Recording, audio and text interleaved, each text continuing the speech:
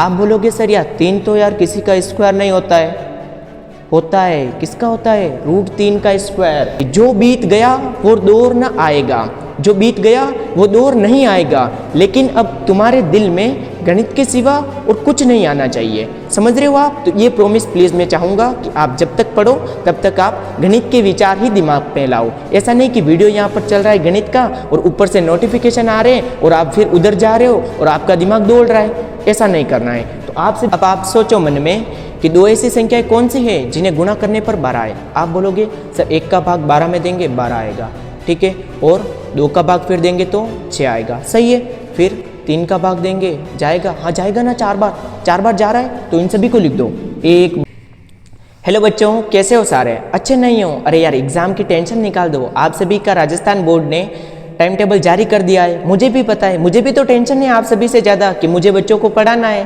तो देखिए एग्ज़ाम से ये प्रेशर निकाल दो कि एग्ज़ाम आ गए हैं। तो बेटा मैं आप सभी के लिए लेकर आया हूँ इसी एग्ज़ाम को फतह करने के लिए प्रीवियस ईयर के क्वेश्चन। तो मैंने पिछले वीडियो में आप सभी को वास्तविक संख्या के पिछले 6 सालों में राजस्थान बोर्ड ने जितने भी प्रश्न पूछे थे उन सभी प्रश्नों को मैंने आपको सॉल्व कराया था। तो आज की इस कक्षा में हम चैप्टर 2 बहुपद के राजस्थान बोर्ड ने पिछले 6 सालों में जो आपके प्रश्न पूछे थे उन सभी को हम आज की इस क्लास में डिस्कस करेंगे। तो प्लीज़ यार वीडियो को एंड तक देखना प्लीज़। अगर आप वीडियो को एंड तक नहीं देखोगे तो आप जब तक लिखोगे नहीं तब तक आप सीखोगे कैसे? तो प्लीज़ यार वीडियो को एंड तक देखना, क्योंकि मेरा काम है आप सभी को पढ़ाना। तो आपका भी तो काम बनता है ना। तो आपका काम क्या है? पढ़ना है। तो आप पढ़ो, मैं पढ़ा रहा हूँ, क्योंकि एक हाथ से तो ताली बजेगी नहीं, ठीक है ना। तो मेरा काम मैं पूरा कर रहा हूँ, तो आपका भी दायित्व है कि आप सभी पढ़ो। तो आज मैं आपको पढ़ाऊंगा प्रश्नावली 2 को, ठीक है। इसके पिछले 6 सालों के प्रश्न हम आज की इस क्लास में सॉल्व करने वाले हैं। इस चैप्टर से 2 टाइप के प्रश्न आते हैं। कितने टाइप है? केवल 2 टाइप है। कौन कौन से? एक तो आता है शून्यांक ज्ञात करना, अरे बहुत ईजी है।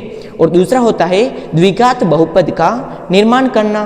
केवल आप एक बार मेथड सीख जाओ कि शून्यांक कैसे ज्ञात करते हैं। थोड़ा सा टाइम लगेगा पहले प्रश्न में, मैं आप सभी को बता रहा हूँ, लेकिन आगे के जो प्रश्न होंगे उसको आप चुटकियों में निपटा दोगे। जी हाँ, ठीक है। तो पहला प्रश्न है बहुपद x² - 2x - 8 के शून्यांक ज्ञात कीजिए। हमें क्या करना है? शून्यांक ज्ञात करना है, ठीक है। तो सबसे पहले आपको देखना है कि x² का गुणांक कितना है। गुणांक का मतलब होता है कि x² के जो आगे जो संख्या लिखी होगी उसे कहेंगे। तो यहाँ पर कितना है?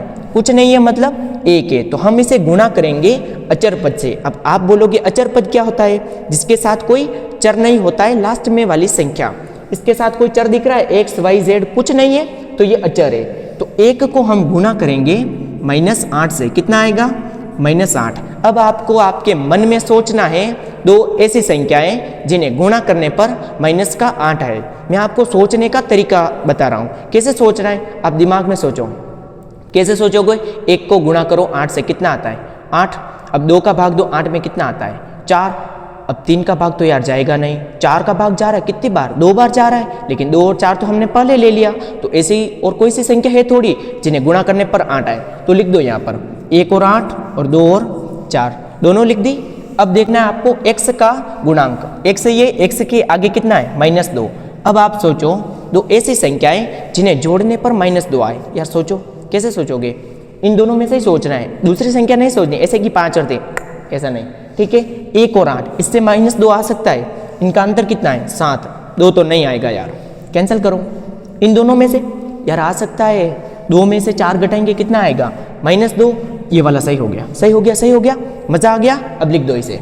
लिखेंगे x² + 2x - 4x - 8 = 0। अब इतना काम हो गया। अब आपको क्या करना है? इन दोनों में से एक संख्या कॉमन लेनी है और इन दोनों में से एक संख्या आपको कॉमन लेनी है। कॉमन लेना आता है? नहीं आता है? सीख लो। x² x × x, बिल्कुल खोल कर बता रहा हूँ मैं इसको, प्लस 2 × x। 4 को कैसे लिखेंगे? अरे 4 × x लिख दो ना, -8 को 2 × 4 और बराबर में 0। अब आपको क्या करना है? इन दोनों में से जो कॉमन आएगा उसे ले। कॉमन मतलब दोनों में जो दिख जाए उसे कॉमन लेना है, ठीक है। तो इसमें क्या कॉमन आ रहा है? x, और इसमें भी क्या है? x। तो कॉमन क्या लेंगे? x। यहाँ से क्या बचेगा? x, और यहाँ से सर प्लस का 2 बचेगा, लिख दो। अब यहाँ पर भी कोष्टक में x + 2 ही आना चाहिए, ये बात आप याद रखना। दोनों जो कोष्टक होंगे वो सेम होंगे। 4 दिख रहा है, यहाँ पर भी 4 दिख रहा है, तो 4 बार लिख दो। अब यार 4 ही लिखोगे तो यहाँ पर हम क्या लिखेंगे, ये माइनस है यार, माइनस तो नहीं आना चाहिए, तो क्या करेंगे, माइनस को कॉमन ले लो। तो माइनस को कॉमन लेंगे तो क्या हो जाएगा, बीच में प्लस हो जाएगा। यहाँ से क्या बचेगा, x, और ये प्लस का कितना बचा, अब 2। अब भले गुणा करो सही आएगा, बराबर में 0। -4 को x से गुणा करेंगे, माइनस का 4x, -4 को 2 से गुणा करेंगे, माइनस का 8। फुलफिल हो रही है कंडीशन, ठीक है।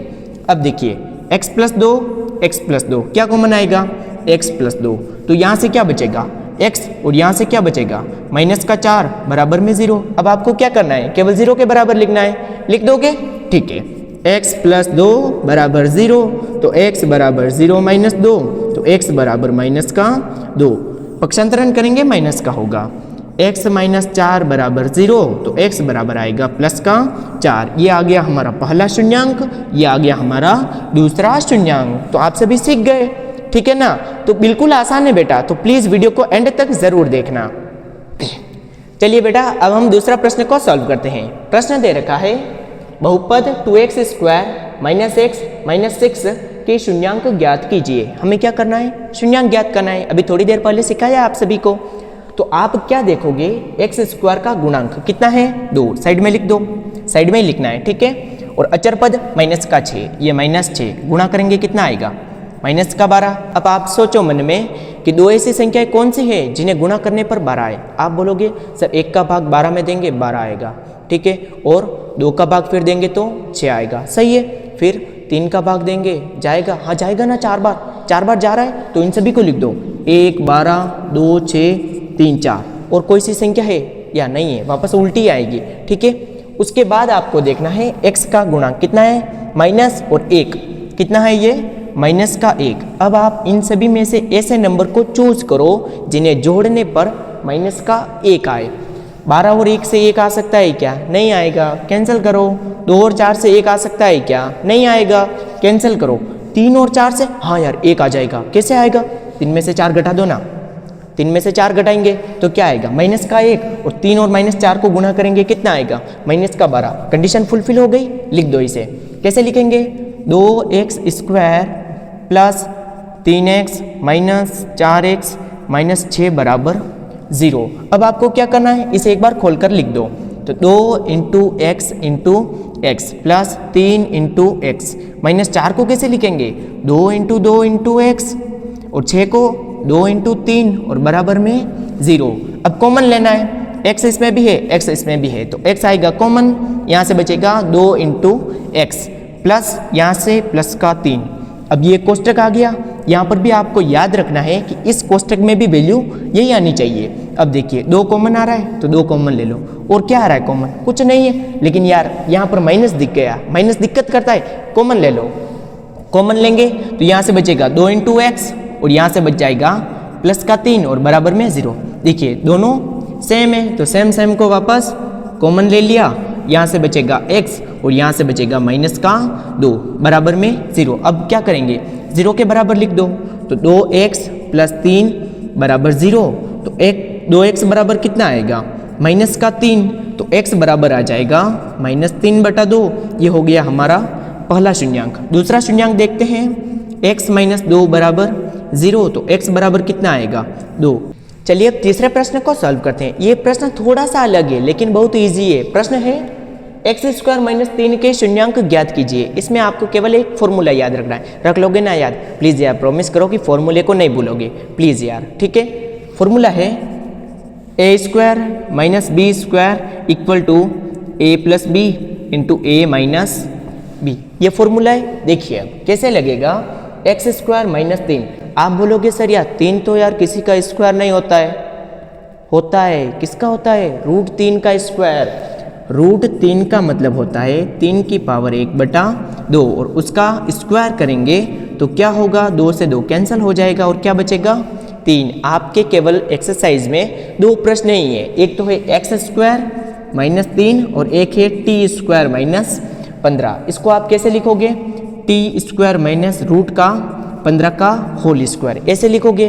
तो इसको कैसे लिख दोगे, x² - √3 का स्क्वायर। अब देखिए a² - b², इसी टाइप का दिख रहा है। अरे इसकी शक्ल और इसकी शक्ल सेम है या नहीं, सेम है, तो इसे लिख देंगे a प्लस बी, तो x प्लस रूट 3 और x माइनस रूट 3 और बराबर में 0।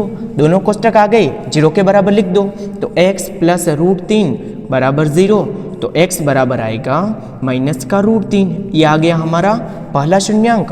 और x माइनस रूट 3 बराबर 0, तो x बराबर आएगा रूट का 3, ये आ गया हमारा दूसरा शून्यांक। और केवल हमें इतना ही तो सॉल्व करना था, शून्यांक ज्ञात करने थे, शून्यांक ज्ञात कर लिए। ठीक है, अब हम सीखेंगे शून्यांकों तथा गुणांकों के मध्य संबंध की सत्यता की जांच करना। देखिए ये जांच करने वाला जो प्रश्न है ये पिछले 2 साल से ही पूछा जा रहा है, क्योंकि पहले आपके कोर्स कटा हुआ नहीं था।